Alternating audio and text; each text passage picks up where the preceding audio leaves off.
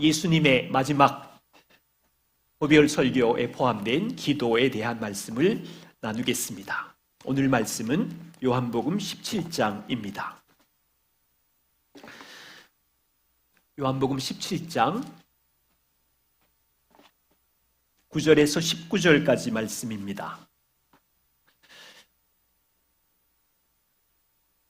예수님께서 1절부터 8절까지는 자신을 위해서 함께 아버지께 마지막 기도하셨고, 이 영역은 남겨진 제자들 또한 우리를 위해서 기도하시는 육성 기도입니다. 9절부터 19절 말씀을 한 절씩 교독하겠습니다. 9절 말씀을 제가 먼저 봅니다. 내가 그들을 위하여 비옵나니 내가 비옵는 것은 세상을 위함이 아니요 내게 주신 자들을 위함이니이다. 그들은 아버지의 것이로소이다.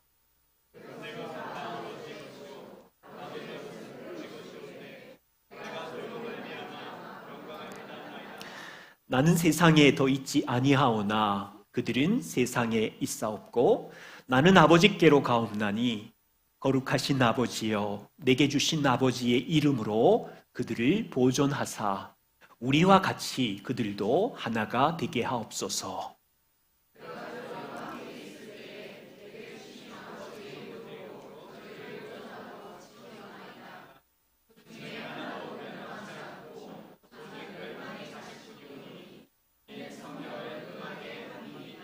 지금 내가 아버지께로 가오니 내가 세상에서 이 말을 하옵는 것은 그들로 내 기쁨을 그들 안에 충만히 가지게 하려 함이니이다.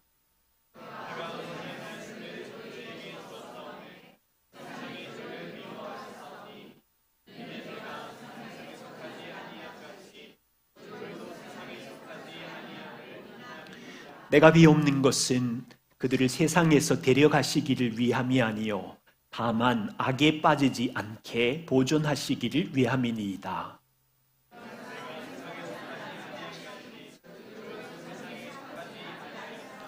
그들을 진리로 거룩하게 하옵소서. 아버지의 말씀은 진리니이다.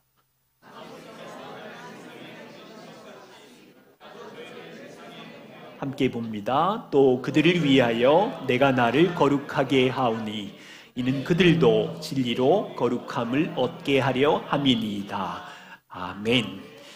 함께 같이 기도하고 주님의 말씀 기도를 우리가 듣겠습니다. 보좌에 계신 주님, 주님이 2000년 전에 이 땅에 제자들을 위하여 기도하셨던 육성 기도를 이 시간 함께 나눕니다. 성령님, 각 사람 마음속에 예수님이 남겨진 제자들을 위한 이 기도가 이 교회를 위한 주의 성도들을 위한 보좌에 계신 주님의 기도인 것을 알게 해 주십시오. 주님, 주님의 기도대로 우리의 인생에 이 교회 위에 임하게 하여 주옵소서. 성령께 우리 모두를 부탁드리오며 예수님 이름으로 기도드립니다. 아멘.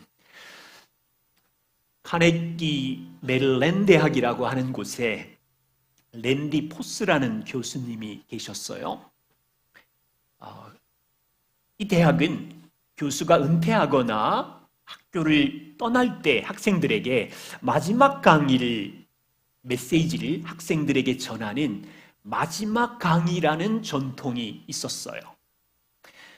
랜디 포스 교수가 2007년 9월에 학교를 떠나기 전에 마지막 강의라는 주제로 학생들에게 강의 주제가 이거였습니다. 어릴 적 꿈을 진짜로 이루기.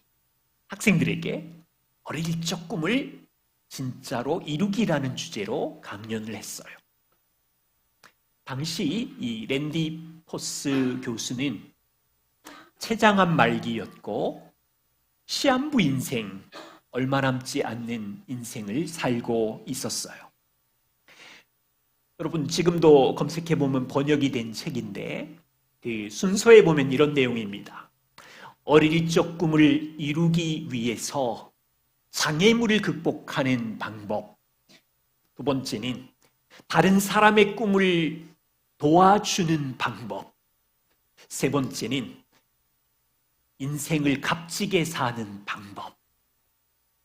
여러분, 이 책이 미국 아마존이랑 여러 매체에서 베스트셀러가 되었고요. 놀라운 일은 영상으로도 편집이 돼서 수백만 명의 사람들에게 감동을 주었다고 합니다.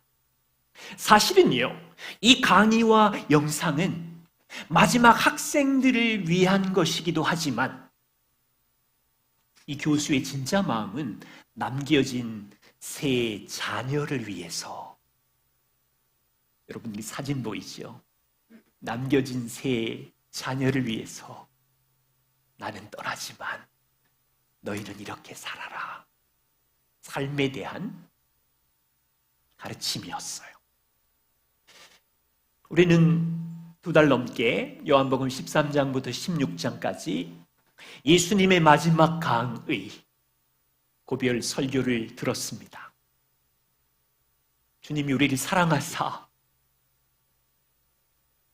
주님이 제자들을 사랑하사 남겨진 그들에게 평생 기억하라고 주신 말씀. 그리고 오늘 17장은 사랑하는 제자들을 위해서 마지막 아버지께 드린 육성 기도를 우리는 글로 봅니다. 9절에 보면 내가 그들을 위하여 비옵나니 내가 아버지께 비옵는 것은 세상을 위함이 아니요 내게 주신 자들 제자들을 위함이니 그들은 아버지의 것입니다. 오늘 함께 읽은 이 말씀은 1차적으로는 예수님이 십자가에 죽기까지 사랑하는 제자들을 위한 기도이고요. 또한 이 기도는 예수님께서 십자가의 핏값을 주고 사신 우리들을 위한 기도이고, 보좌에 계신 그리스도께서 사랑하는 여러분을 위해서 기도하는 기도예요. 저는 그렇게 믿어요. 네 가지. 아버지, 내게 주신 자들을 보존하사 하나가 되게 해주십시오. 아버지, 복음으로 이룬 나의 기쁨이 이들의 기쁨으로 충만하게 해주십시오. 아버지, 이들이 세상에 살아요. 악에서 보호해 주십시오. 아버지, 그들을 내가 구별하였으니 이 세상에서 진리의 말씀으로 거룩하게 해 주십시오. 여러분, 예수님의 마음을 들여다보세요. 첫 번째는요, 11절 아버지, 나는 세상에 더 있지 않습니다. 그런데 그들은 세상에 있습니다. 나는 아버지께로 갑니다. 거룩하신 아버지여, 내게 주신 아버지의 이름으로 그들을 보존하여 주시고, 아버지와 내가 우리와 같이 하나가 된 것처럼 이들도 하나가 되게 해주십시오. 주님은 아셨어요. 곧 나는 죽고 아버지께로 가면 사랑하는 제자들은 세상에 남을 것이라는 걸 알았어요. 제가 설교문을 쓰는데 이 순간 3년 전 처제가 생각이 나는 거예요. 혈액암으로 투병하던 처제에게 8살 딸이 있었어.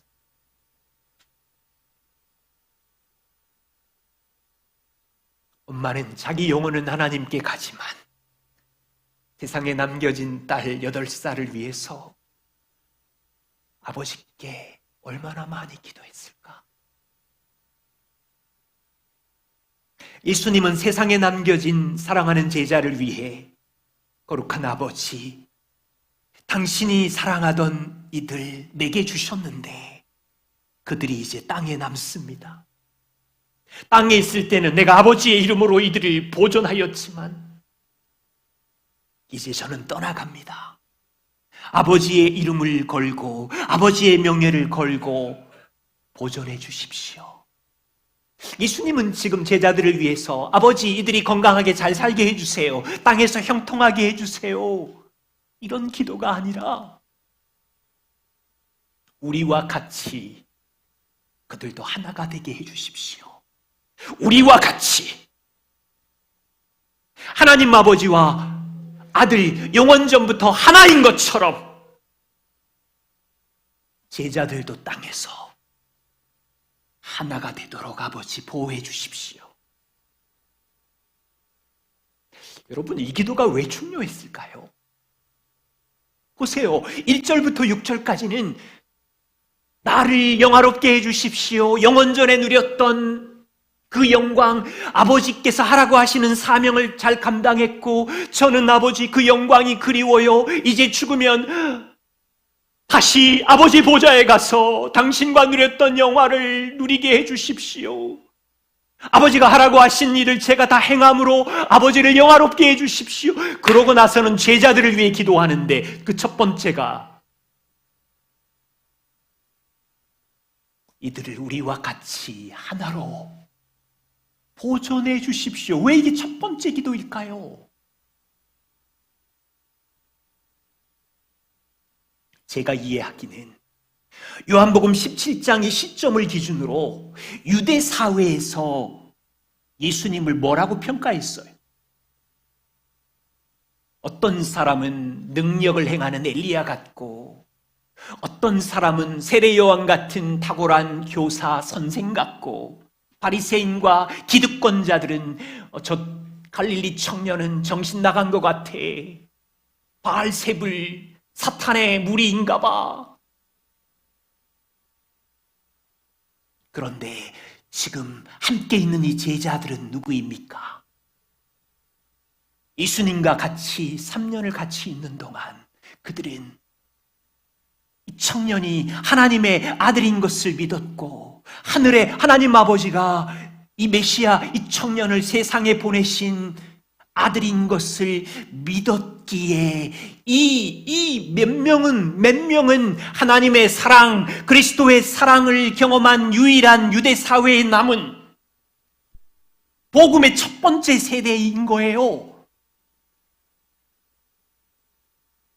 주님, 이들은 아버지께 속한 자이며 이들이 경험한 하나님 아버지의 사랑과 내가 이제 죽음으로 인하여 나의 사랑을 이들이 경험할 텐데, 주님, 여전히 유대 사회는, 온 세상은 하나님 아버지의 사랑과 영광을 모릅니다. 복음의 첫 번째 세대인 이 사람들을 보호해 주십시오.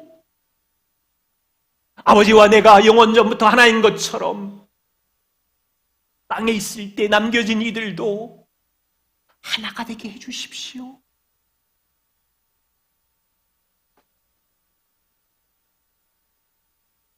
여러분, 이들은 아버지께 속했어요. 이미 하나입니다. 하늘에 계신 하나님 아버지를 사랑하는 한 몸입니다.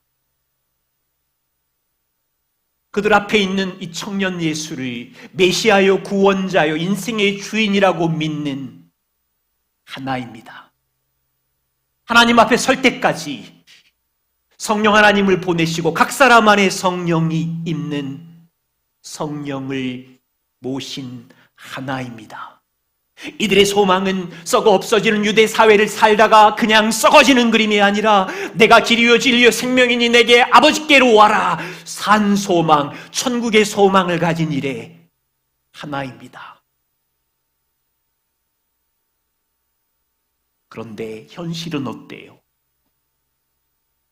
하나 되기 진짜 어려워요.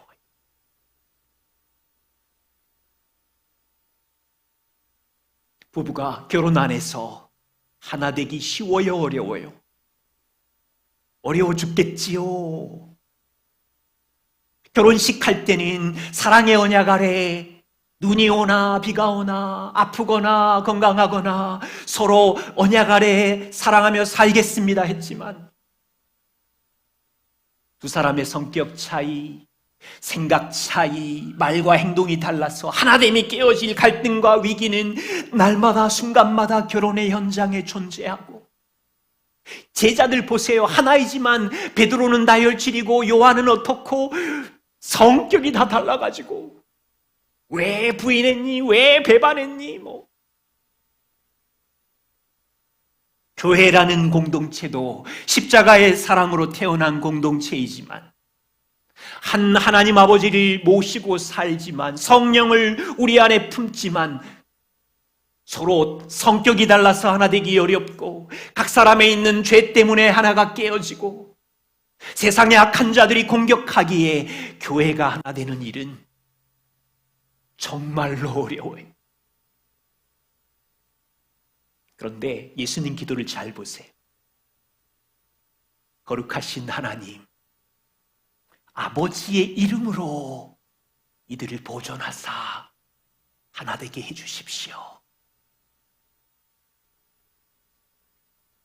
우리 편에서는 하나 되도록 힘써야 하지만 우리에겐 그럴 능력과 힘이 없어요. 그런데 예수님은 제자들의 힘과 능력으로 하나가 되게 해주십시오라고 기도한 것이 아니라 하나님 아버지의 자신의 이름으로, 하나님의 자비하심으로, 선하심으로, 아버지의 이름으로, 당신이 선한 목자라는 이름으로 아들이 피를 주고 사셨으니 이들이 하나 되게 해주십시오.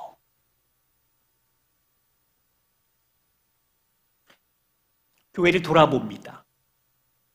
10년, 15년 우리 교회의 과거를 돌아보니까요, 하나 되기 대빵 힘들었어요. 곳곳 속에 위험이 있어요.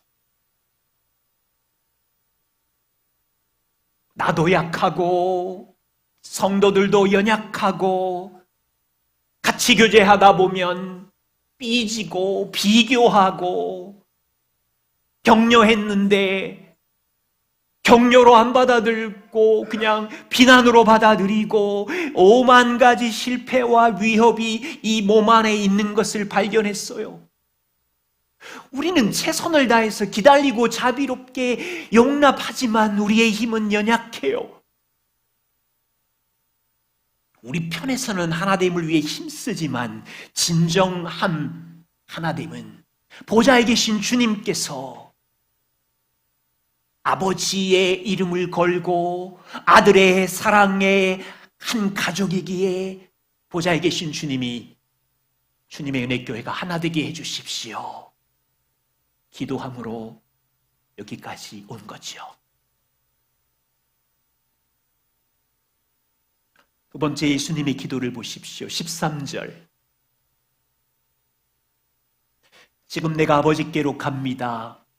내가 세상에서 이 말을 하옵는 것은 그들로 내 기쁨을 그들 안에 충만히 가지게 하려 함입니다.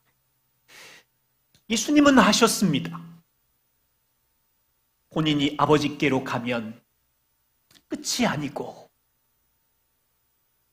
아버지께로 감으로 인하여 제자들은 근심하겠지만 내가 이 말을 하옵는 것은 내가 아버지께 가는 것으로 제자들은 근심이 아니라 오히려 내가 감으로 인하여 나의 기쁨을 그들 안에 충만히 가지게 하려 함입니다.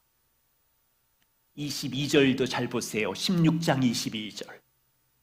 지금은 제자인 너희가 근심하지만 내가 다시 너희를 볼 것이다. 그러면 너희는 기쁠 것이고 너희 기쁨을 빼앗을 자가 없으리라. 스승이 떠나간다고 제자들은 근심했지만 그분이 십자가와 부활을 통해서 떠나가시지만 다시 너희에게로 오리라. 기쁨이 될 것이다. 보통 기쁨이 아니라 대충 기쁨이 아니라 적당한 기쁨이 아니라 빼앗기지 않는 기쁨이 너희에게 있을 것이다.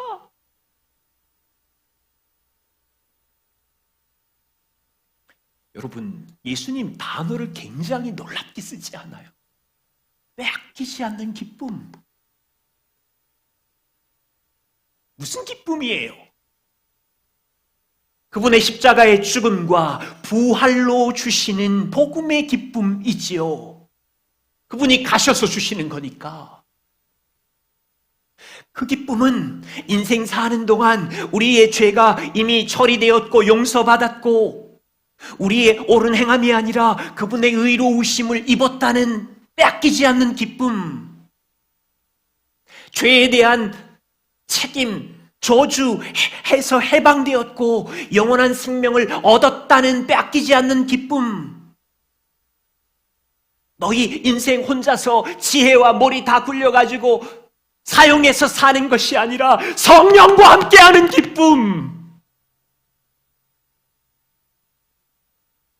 이 땅에서 노력하고 재물 쌓고 권세를 누리는 기쁨하고는 차원이 다른 하나님의 왕의 자녀의 권세의 기쁨, 영광의 아버지와의 교제의 기쁨. 제가 이렇게 설명해도 별로 기쁘지 않으신가요? 세상 일조 부자와도 비교할 수 없는, 그거는 있다가도 없고 썩어지기도 하고 가지고 가지도 못하는데, 천국 상속자의 기쁨.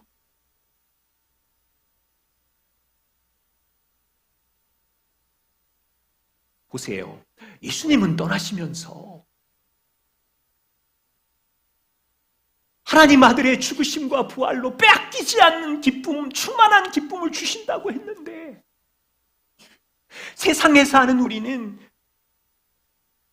미국이란 이스라엘 전쟁으로 두렵고, 아침에 일어나면 주식시장 열어보면 마음이 출렁거리기도 하고 올라가기도 하고,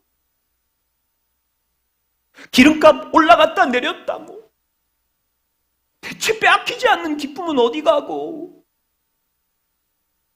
혹시 몇 주 물상으로 보내시지 않았어요?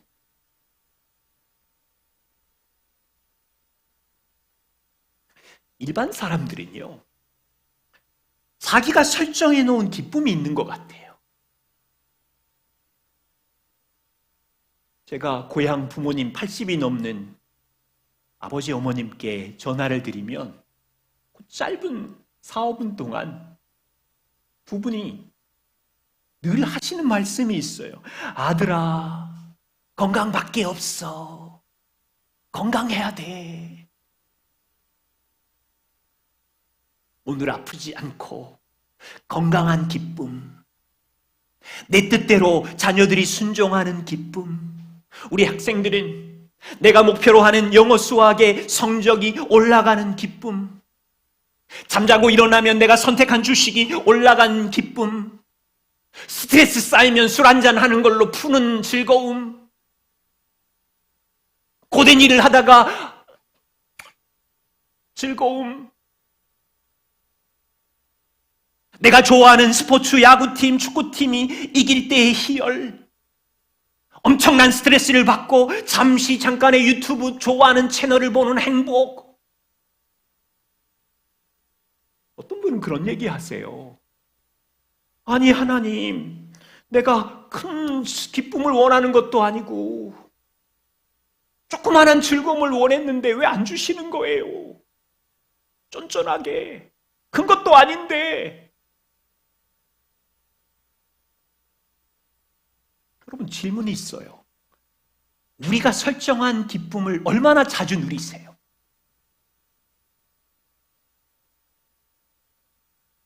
제 생각에 우리가 설정한 기쁨 잘 안 이루어지잖아요. 한참 몇 년 있다가 이루어지기도 하고. 세상은 파도치고 갑자기 변하는 곳이잖아요. 지진, 기근, 전쟁, 불의의 사고, 내가 설정한 기쁨이 하루아침에 무너지기도 하고, 나도 죄인이고 자녀도 이웃도 자기 방식대로 자기가 설정해 놓은 기준의 기쁨이 각자 있으니까 이게 막 부딪히면 어둠의 밤이 되고,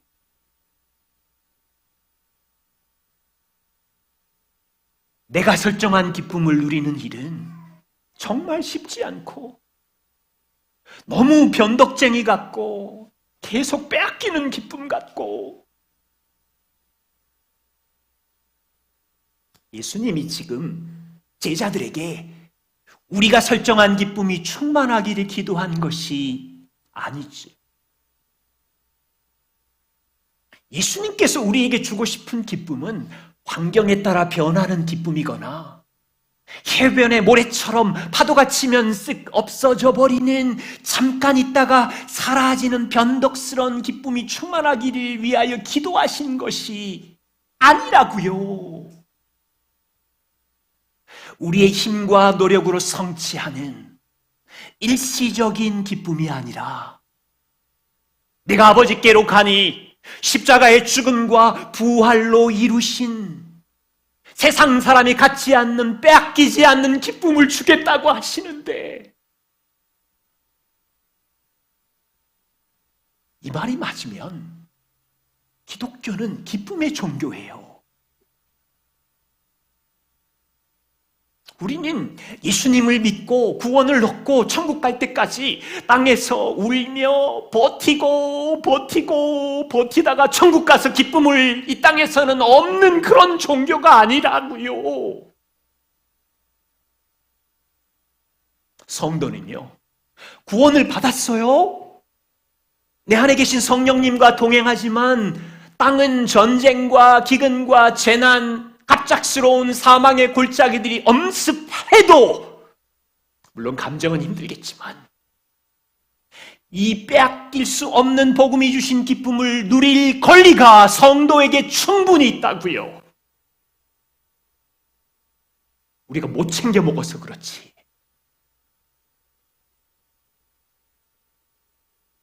그래서 이런 마음이 들어요. 기쁨이 없는 신앙생활은 엄밀히 위험하구나.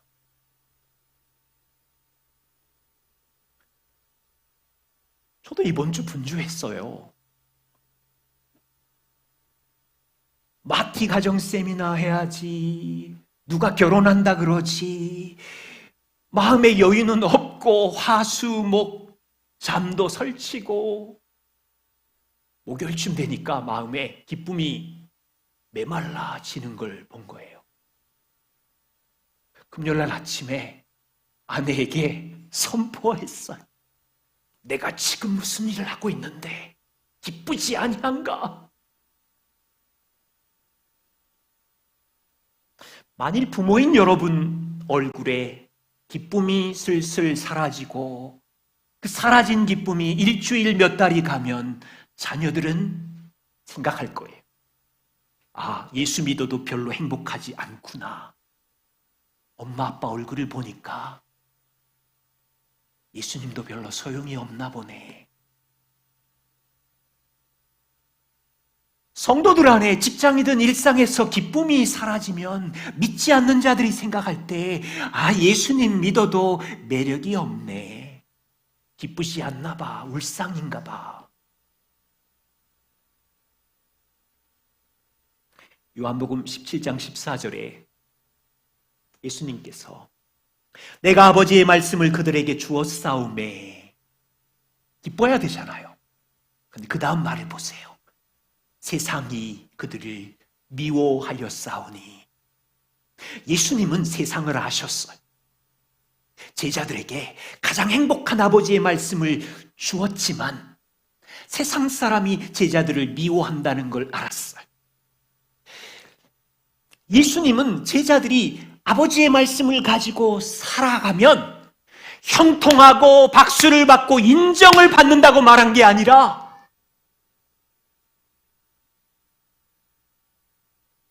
땅에서 미움을 받을 수 있어서 기쁨을 빼앗길 위험을 제자들은 항상 갖고 있다는 것을 알았어요.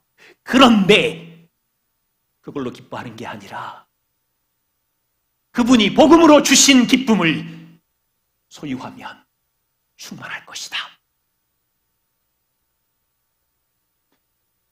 그래서요, 복음의 기쁨은 자녀인 우리의 것이지만 자연스럽게 저절로 일어나는 기쁨이 아니에요. 왜냐하면 우리는 세상에 살기에 여러 상황이 우리의 기쁨을 빼앗아가요. 나의 죄와 배우자의 죄와 이웃의 죄가 우리를 공격하면 그 기쁨이 서서히 메말라가는 일이 하루에도 수십 번 일어나요. 일상의 삶에 뜻하지 않은 풍랑과 무거운 짐이 밀려오면 기쁨은 금방 없어져요. 거기다가 인간관계의 갈등에 파묻히거나 가족 중에 누구 한 사람 분주한 삶에 빠지면 그 가족의 기쁨은 서서히 하강하고 있어요. 예수님 말씀대로, 사랑하는 말씀, 이 행복의 말씀대로 몸부림치며 살았는데도 미움을 받아 인정을 받는 게 아니라 말씀대로 살아도 상황이 꼬이고 기쁨은 메마르고, 그때 기억하시는 거예요. 우리는 복음의 기쁨을 누릴 권리가 있는데 이 세상에 살기에 상황 때문에 이미 주신 이 기쁨이 메말라갈 수 있는 위험에 처해 있구나. 그래서요, 그 기쁨은 우리 건데 기쁨을 얻기 위해서 날마다 싸우셔야 돼. 그때 복음의 기쁨이 더 찬란하게 빛나는 거예요. 생각해 보세요. 뜻대로 잘 풀려서 기쁘면, 세상 사람도 그런 기쁨은 있는데 꼬이고 상황이 엉망인데도 기쁜 이유, 세상은 못 갖고 있잖아요. 그런데 우리는 갖고 있잖아요.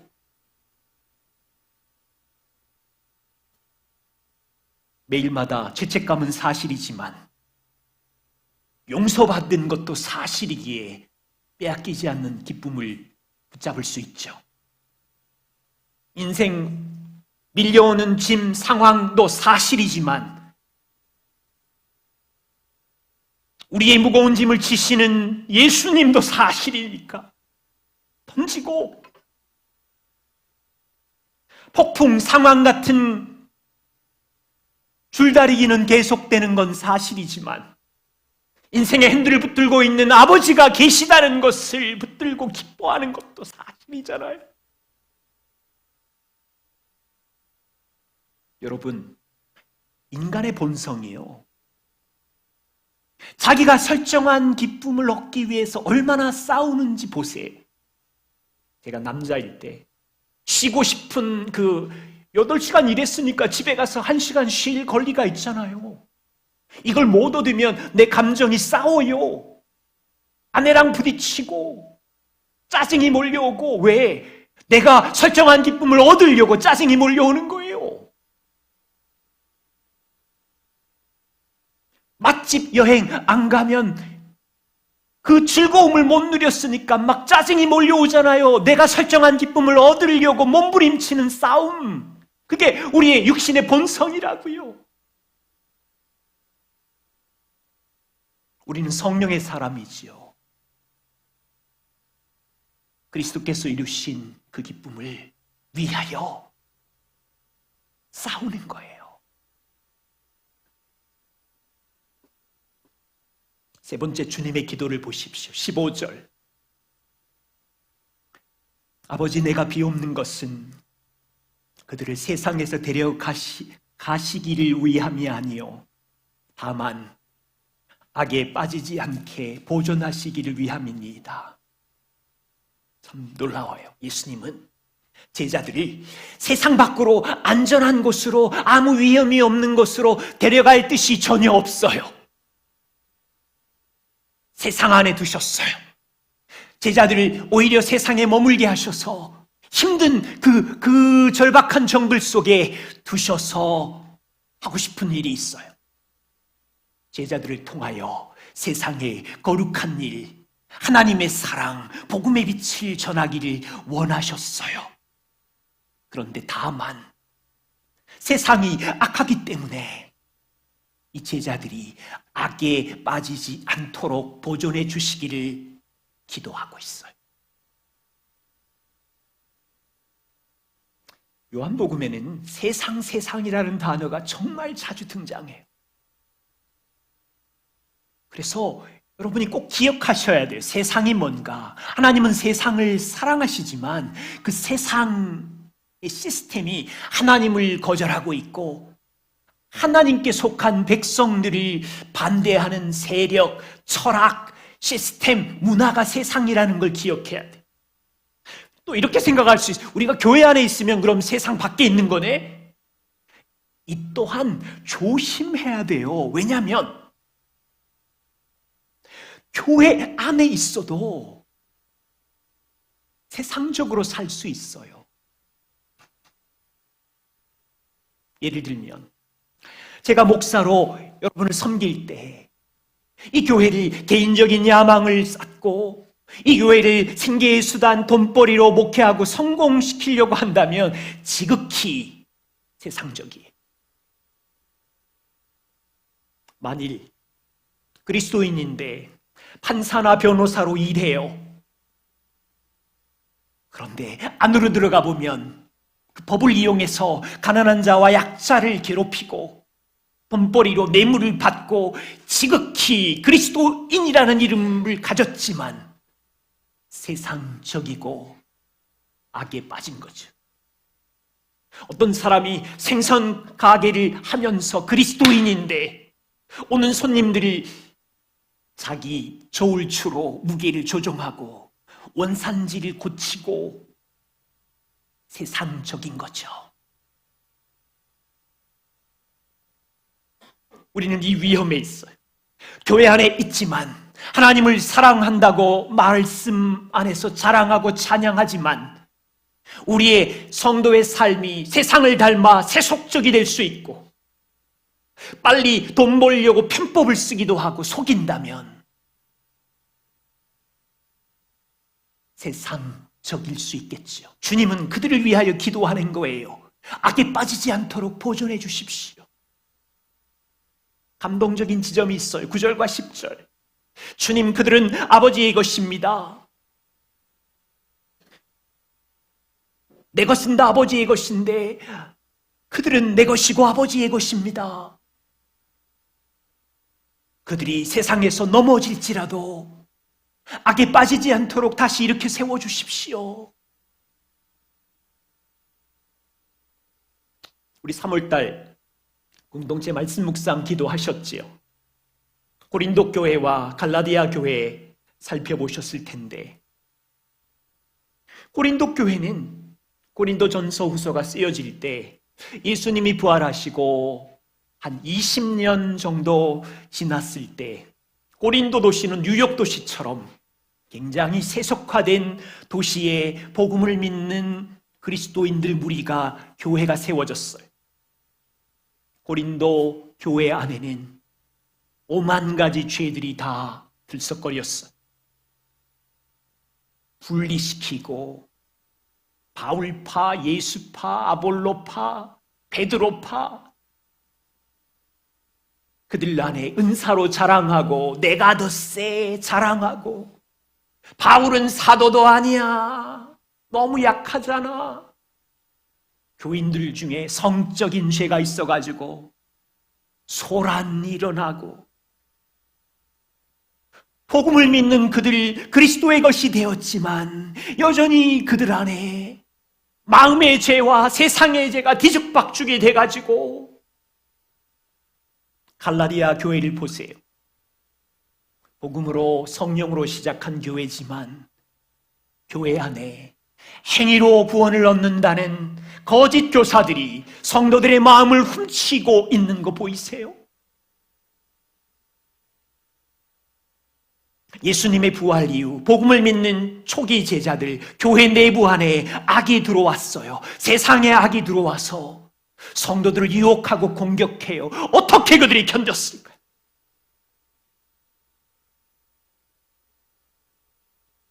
바울이 복음으로 싸우고 복음에 붙들린 깨어있는 자들이 아버지 우리를 보존해 주십시오. 우리 힘으로는 이 어려움과 갈등을 해결할 수 없습니다. 함께 기도하면서 헤쳐갔을 것이지만 교회를 낳으신 보좌에 계신 그리스도께서 아버지 고린도 교회를 보십시오.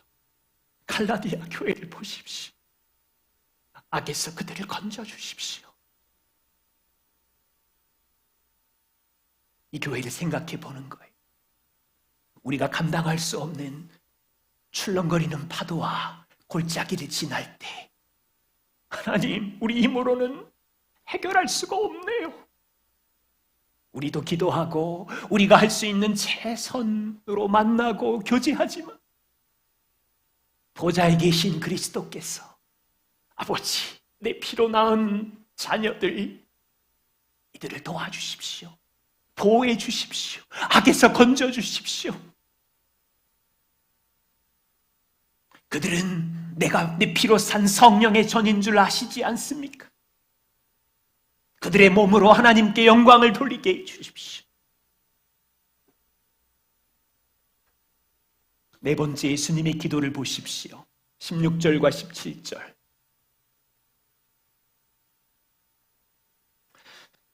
아버지, 내가 세상에 속하지 아니함같이 제자들도 세상에 속하지 아니하였습니다. 그들을 진리로 거룩하게 하옵소서. 아버지의 말씀은 진리니이다. 주님은 제자들이 진리의 말씀으로 거룩하게 되기를 기도하고 있어요. 여기서요, 이 거룩이라는 단어가 나올 때 항상 두 가지를 생각해 주십시오. 첫 번째 의미는 여러분이 주로 생각하는 죄를 떠나는 거, 죄를 버리는 거, 예수님을 닮는 죄를 버리는 거룩을 주로 많이 생각하지요. 그런데 다른 의미도 있어요. 거룩은 구별하다, 분리시키다, 따로 떼어놓고 내 소유, 목적을 위하여 따로 구별하다라는 뜻도 있어요. 첫 번째, 먼저 구별하다는 의미를 여러분들하고 나누고 싶어요. 쉬운 예를 들어볼게요. 어제 광화문 난리가 났지요.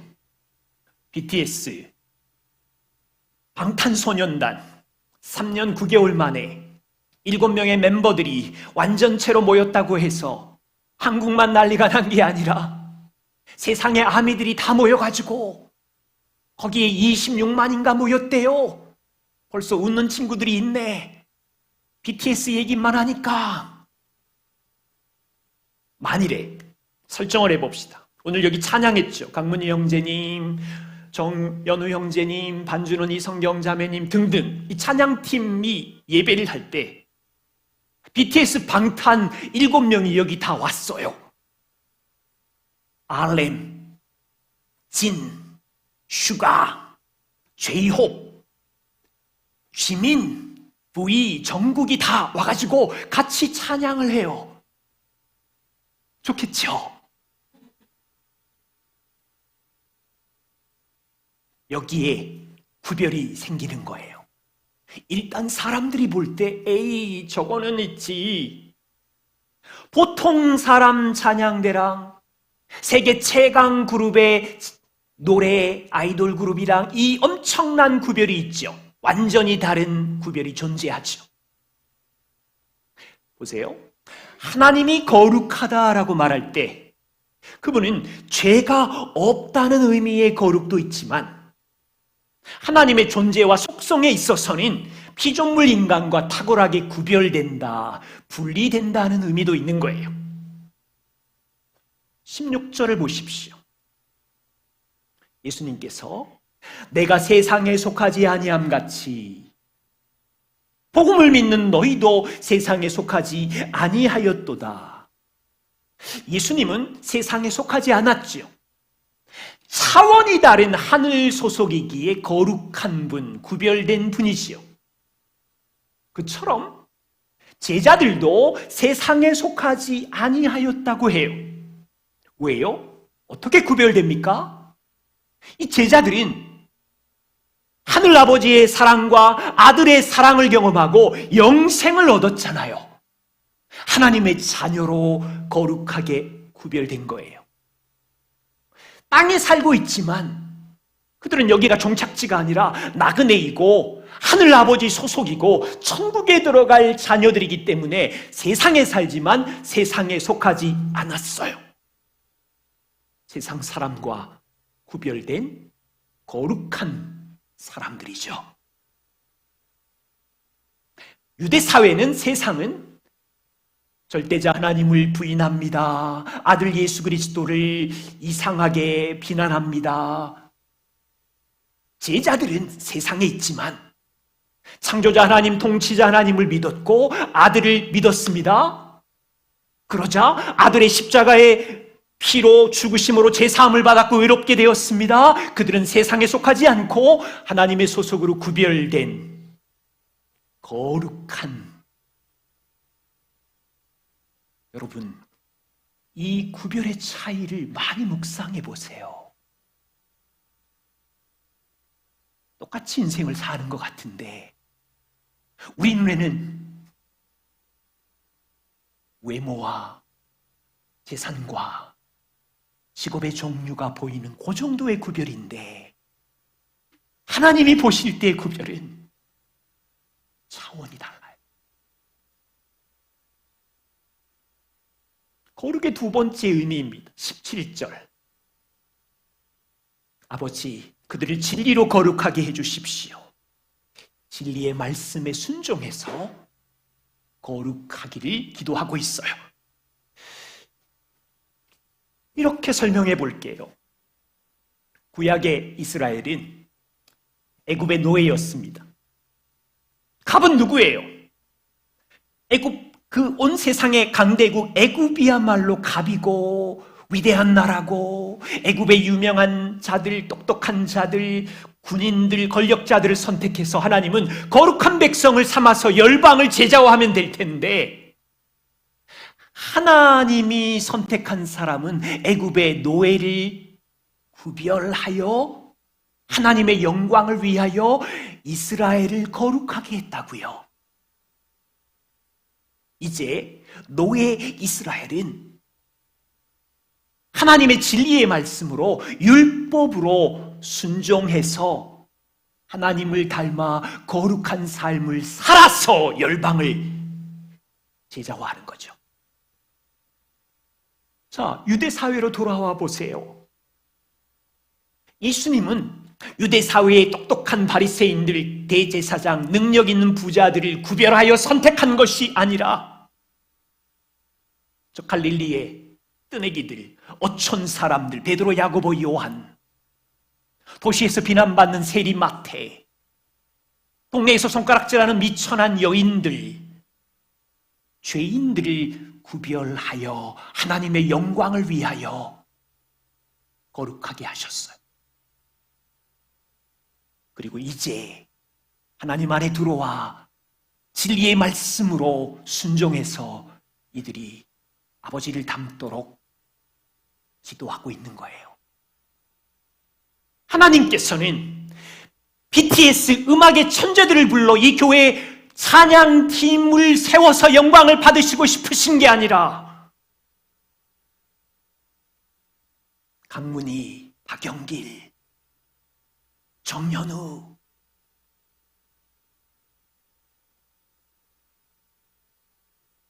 그들을 거룩하게 구별하여 하나님의 영광을 위해 세우시고 그들은 이제 말씀의 진리에 순종하면서 하나님은 나같이 버러지 같은 벌레 같은 죄인을 구별하여 여기 세우시고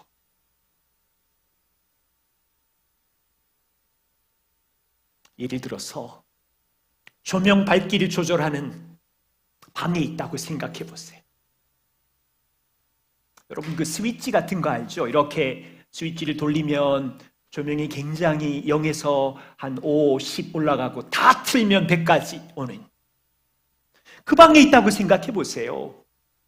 만일에 약간만 희미하게 어둡게 스위치를 돌리면 방 안에 가구가 보일 거고 저쪽에 던져져 있는 책이 보일 거고 식탁 위에 컵도 보이겠죠. 조명의 밝기를 중간쯤 올리면 벽에 낙서도 보이고 저쪽에 있는 책은 찢어져 있는 게 보이고 컵 안에는 덕지덕지 붙은 자국이 보이고 이 조명의 강도를 최고 높이로 올리면 책이 찢어져 있는데 거기에 낙서 글씨 내용이 보이고 식탁에는 잠벌레 개미들이 기어가는 게 보이고 컵에 남아있는 음식은 어제 우리 아들이 먹다가 남긴 밥풀떼기라는 게 보이고 성도의 일생의 거룩을 추구하는 삶이 이와 같아요. 원리.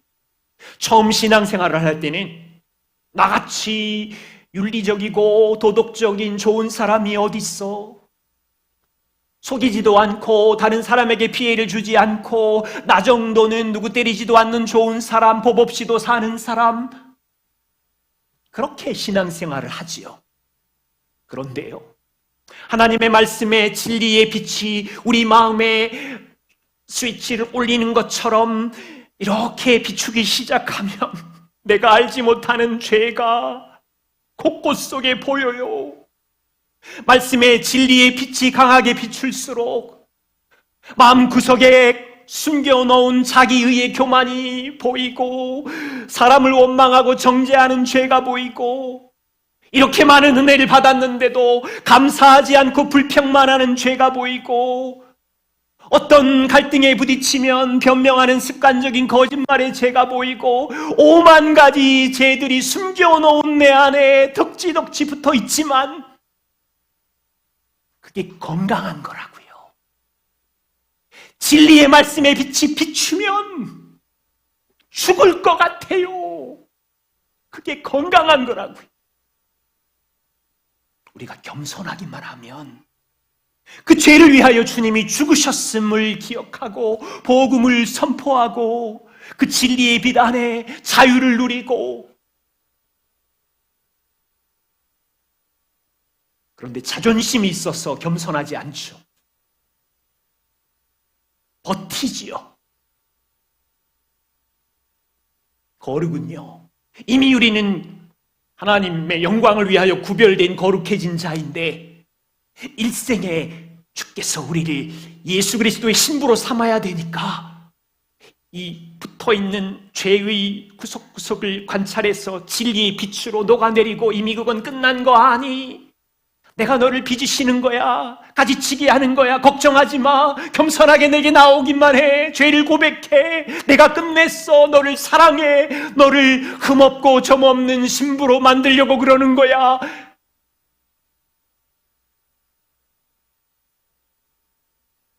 18절 보세요. 아버지께서 나를 세상에 보내신 것 같이 나도 제자들을 세상에 보냅니다. 아버지는 하나님 없이 어두운 이 세상을 사랑하셨어요. 하나님의 사랑을 알지 못하는 세상을 사랑하사 그들의 힘으로는 빛 가운데 나올 수 없으니까 아들을 보좌에서 끌어내려 세상에 보내시고 아버지의 영광과 사랑을 보여주셨어요. 이제 아들은 세상을 떠나요. 아버지께로 가요. 주님은 마지막 떠나기 전에 남겨진 제자들이 품고 기도하는 거예요. 이들만이 하늘아버지의 사랑을 경험했고 이들만이 내가 누구인지 믿었고 이들이 이제 그리스도의 십자가의 죽음으로 태어난 복음의 1세대인데 아버지가 나를 보낸 것처럼 주님도 이들을 세상에 보내서 아버지의 사랑과 영광을 모르는 그들에게, 이 복음의 기쁜 소식을 모르는 그들에게 전하고 싶은 거예요. 영생을 주고 싶은 거예요. 아버지의 말씀에 진리의 빛을 나타내는 새로운 피조물 세대인 거예요.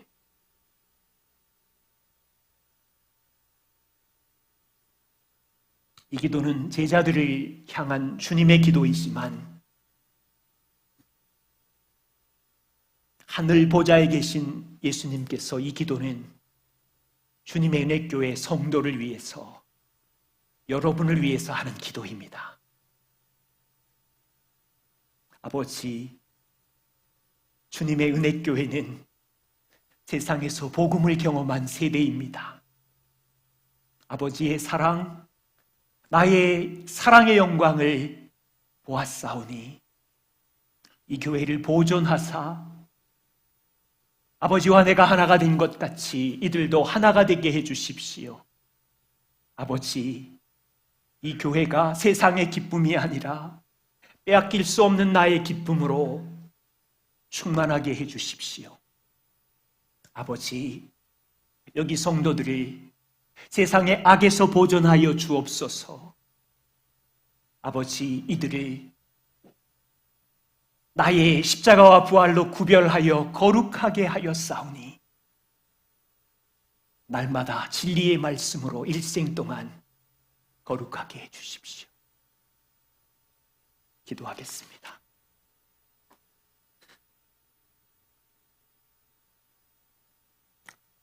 주님, 2000년 전에 주님의 기도를 마음에 새깁니다. 그 기도는 제자들을 위한 기도이고 복음을 믿는 여기 있는 당신의 생명을 주고 산 친구들, 이들을 위한 기도입니다. 우리는 벌레 같고 무너진 죄인이고 참 대책이 없지만 주님이 우리를 먼저 사랑하셨으며 보좌에서 이 기도로 우리의 인생에 개입하셨기에 우리가 지금 여기 있습니다. 당신의 기도에 아버지의 마음이 보이고 그리스도의 사랑이 보입니다. 그 사랑이 매일매일 우리를 이기게 합니다. 주님, 여기 있는 주의 성도들을 보존하시고 악에 빠지지 않게 하시고 주의 기쁨으로 거룩하게 해 주옵소서. 예수님 이름으로 기도드립니다. 아멘.